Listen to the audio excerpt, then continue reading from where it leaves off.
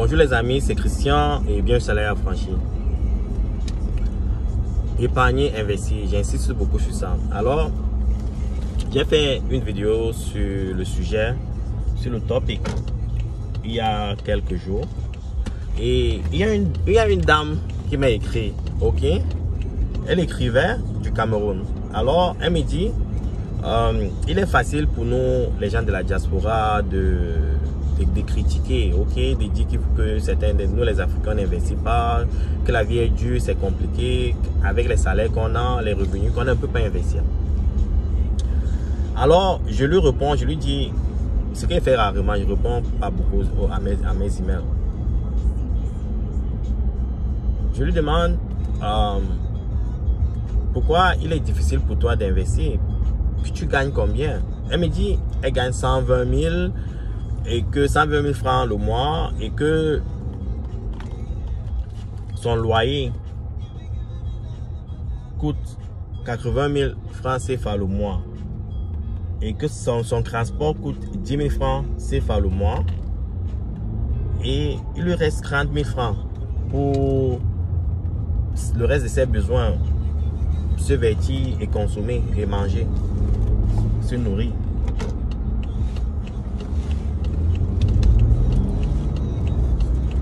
Alors, je lui demande son contact WhatsApp et on commence à échanger sur le contact WhatsApp. Je lui dis, je pense que ton loyer te coûte extrêmement cher, 80 000 francs, pour un salaire de 120 000, tu devrais y réfléchir.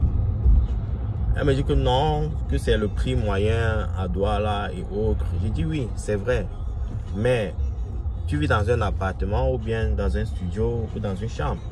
Elle me dit qu'elle vit dans un studio. Alors je lui dis,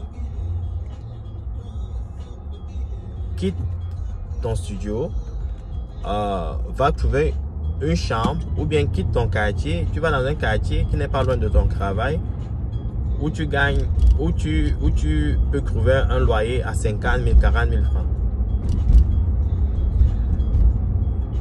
Alors, dans les échanges, je constate que la difficulté pour elle à faire ça, c'est parce que c'est le confort, ok? Le confort, c'est compréhensif. Le confort, il faut se sentir bien dans sa tête, dans l'environnement dans lequel on vit et autres.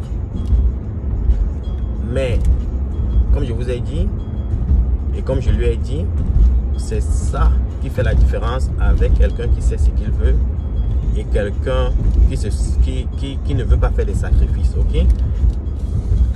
Tout le monde peut épargner. Même si quelqu'un gagne 50 000 francs le mois là, il faut juste trouver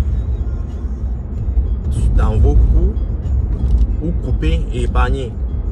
Alors la dame m'a dit que au cours des échanges, c'est quelque chose qui s'est passé depuis 3 jours.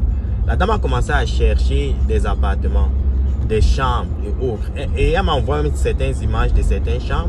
Il y a des chambres de 40 000, de 50 000, qui sont dans le même quartier où elle habite. Mais ce n'est pas proche de la route, c'est plus dans le quartier. Donc le sacrifice pour elle serait juste de se lever le matin, peut-être si elle va aller au boulot, marcher peut-être 10 minutes avant d'arriver sur la route, ok? Donc son inconfort, c'était même pas juste son inconfort était plus lié à la position géographique, ok? Donc parce que comme au Cameroun, il n'y a pas assez de routes et quand les gens construisent dans les quartiers, l'accessibilité est un peu difficile. Donc les gens n'aiment pas aller dans le quartier vivre, ok?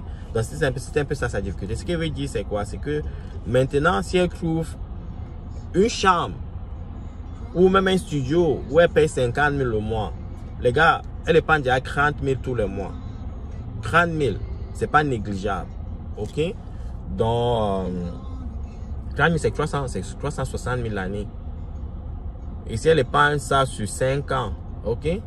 Donc il faut faire vos calculs. Ça fait presque 1 600 000, ok? Donc tout le monde peut épargner. Et supposons, j'anticipe le prochain bull market, c'est dans 2 ans, ok? 1 an et demi, 2 ans. par rapport au Bitcoin halving et par rapport à l'histoire. Donc, si dans un an, elle épargne 360 000, elle met dans un bon projet là, qui fait 10x. Ok? Les 360 000 là devient quoi? 3,6 millions. Et ça, c'est un bon capital pour se lancer dans un grand projet. Donc, pensez à investir, pensez à épargner. Ça vous permettra d'investir. Il ne faut pas tout consommer. Il ne faut pas consommer tout ce que vous gagnez. Ok? Vous serez pauvre toute votre vie. Ciao.